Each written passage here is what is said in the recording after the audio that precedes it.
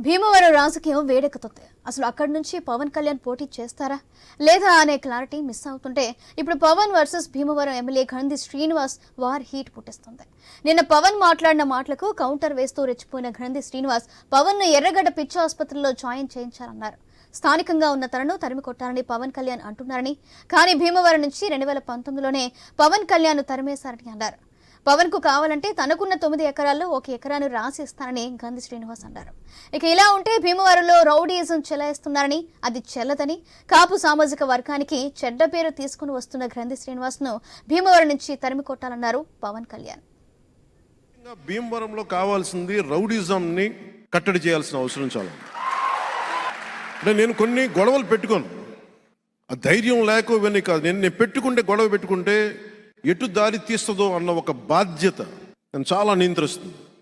మన ఎవరు నన్ను ఆపడానికి రాళ్ళు గీళ్ళు వేయడానికి నా మీద సిద్ధపడ్డారు. మనం అలాంటి రౌడీ మూకలకు కూడా చెప్తా ఉన్నాను, నేను చాలా హ్యాండ్స్ ఆన్ పొలిటికల్ లీడర్. గుర్తుపెట్టుకోండి, ఎంత పద్ధతిగా మాట్లాడతానో, ఎంత పాలసీ మేకింగ్ గురించి మాట్లాడతానో.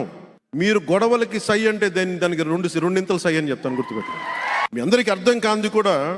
గ్రంథి శ్రీనివాస్ కాపు కులస్తుడు మనవాడని చెప్పి అందరు వెనకేసుకొస్తే అతను చేసే చెడ్డ పనులన్నీ, దుర్మార్గ పనులన్నీ ఆ చుట్టుపక్కల మొత్తం కాపు సామాజిక వర్గాన్ని మొత్తానికి వర్తించేస్తున్నారు.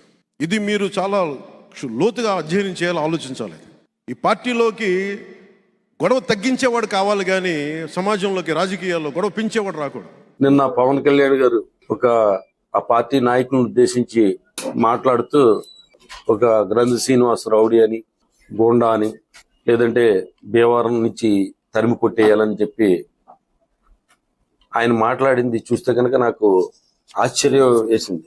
చాలా చిత్రంగా ఉంది ఆయన వ్యవహార శైలి కానీ, ఆయన మానసిక స్థితి కానీ చూస్తుంటే కనుక చాలా చాలా ఆశ్చర్యంగా ఉంది.